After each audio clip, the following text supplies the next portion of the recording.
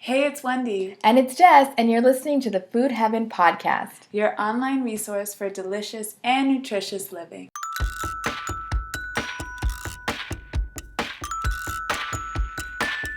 Hey everyone, this is Wendy, and today I'm here with Margarette, who's sitting this one in for Jess. Margarette is my amazing coworker, and she's also a Certified Diabetes Educator.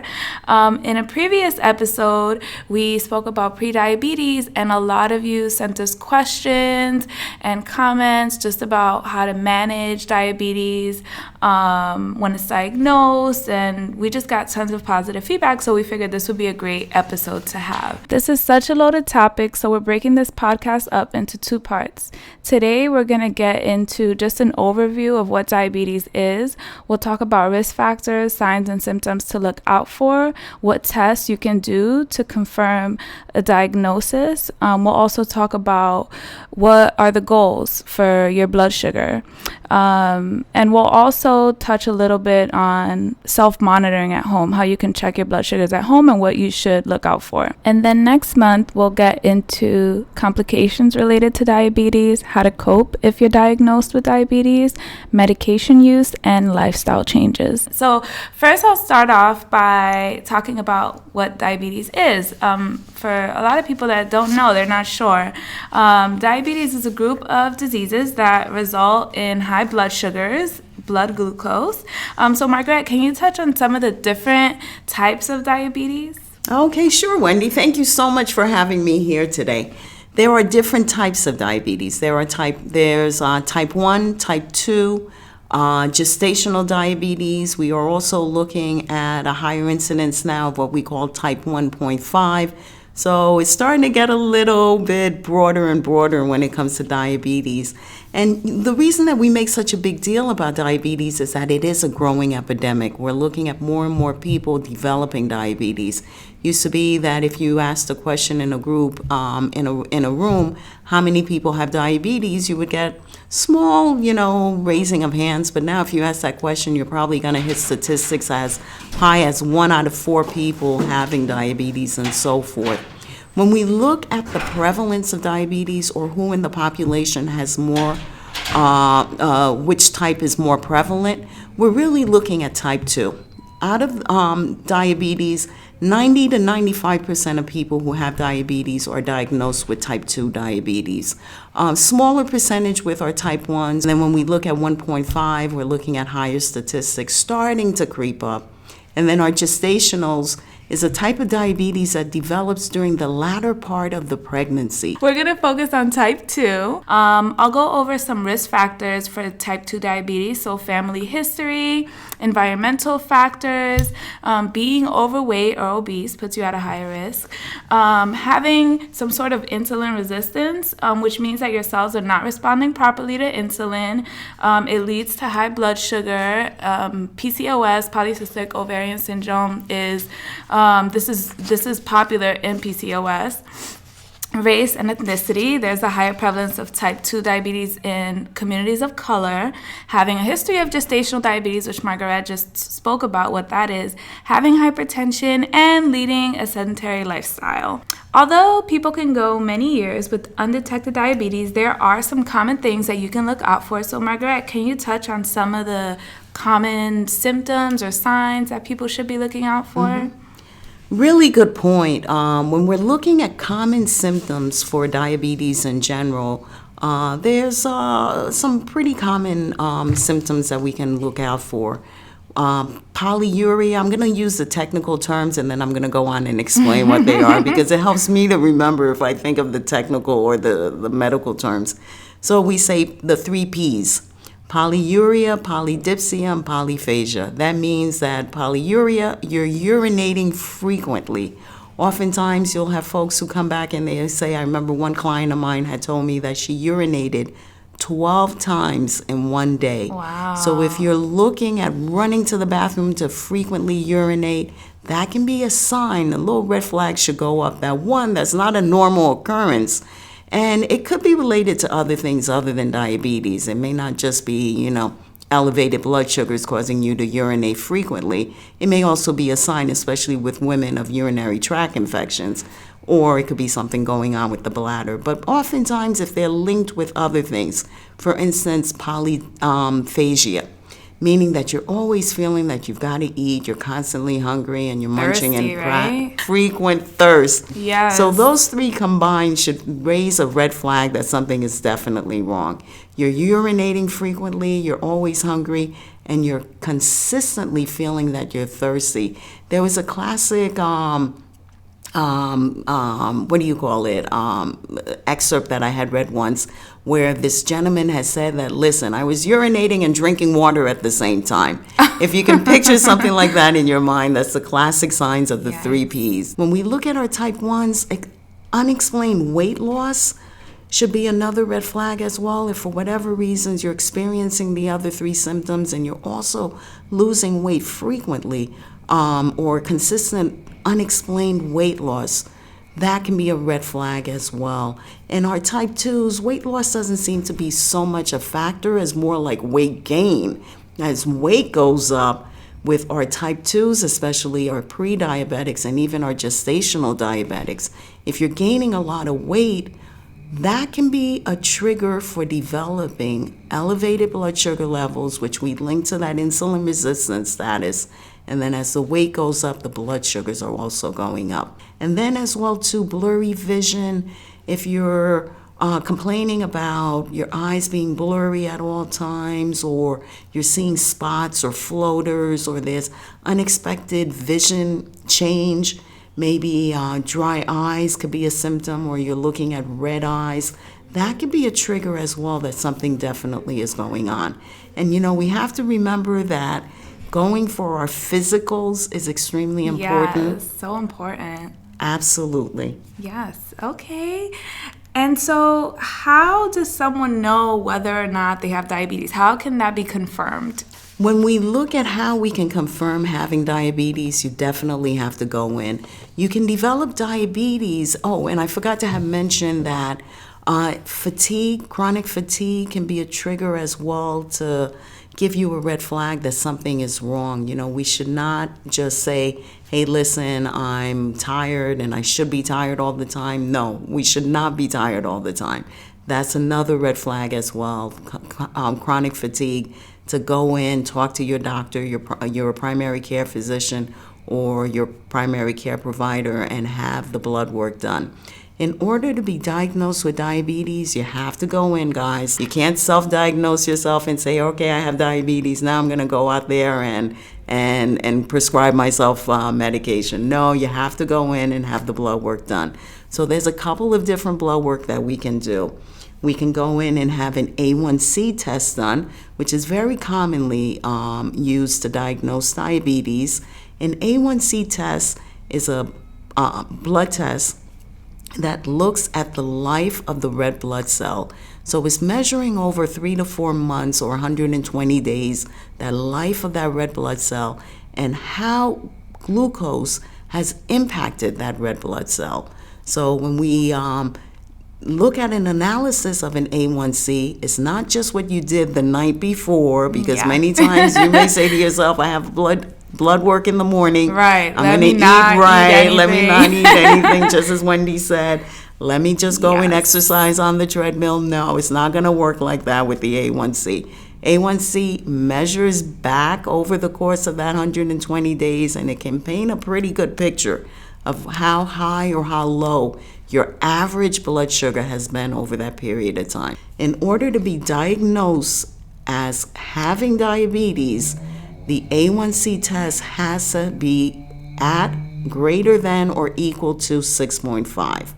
So if you have an A1C test done and it comes back at 6.5 or greater, you are officially diagnosed as having diabetes. Our pre-diabetics, the range is in between. It's between 5.7 to 6.4. You're diagnosed as having pre-diabetes. Pre-diabetes means that you're starting to have some issues, maybe early stages going on, maybe some insulin resistance is happening. There's definitely something going on for whatever reason, but it can increase the risk of developing type 2 diabetes if your A1C is between 5.7 to 6.4. If the A1C is less than 5.7, you are considered to not have diabetes, though if it's close to that 5.7 marker, there might be some stuff starting to happen, and we have to start saying, hey, listen, don't be an ostrich, don't keep your head in the sand. Let's get out there and start doing what we need to do to address the fact that with prediabetes, you have a higher risk for developing type 2 diabetes. So a diagnosis of not having diabetes, A1C is less than 5.7. With full-blown diabetes, A1C is 6.5 or greater. So that's our more common way of diagnosing diabetes. Other blood glucose tests that we can use is having blood work done, fasting blood glucose. You fast it over, that 8 or 10 hour period of time, and then the blood glucose is measured.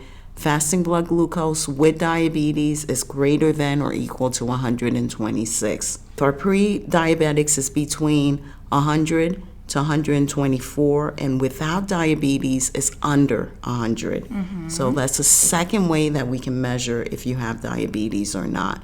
So A1C, fasting blood glucose test, and then of course our oral glucose tolerance test, which you're given a drink that has a glucose or a carbohydrate drink, and over a 2-hour period of time, we measure how high or how low the blood glucose levels are.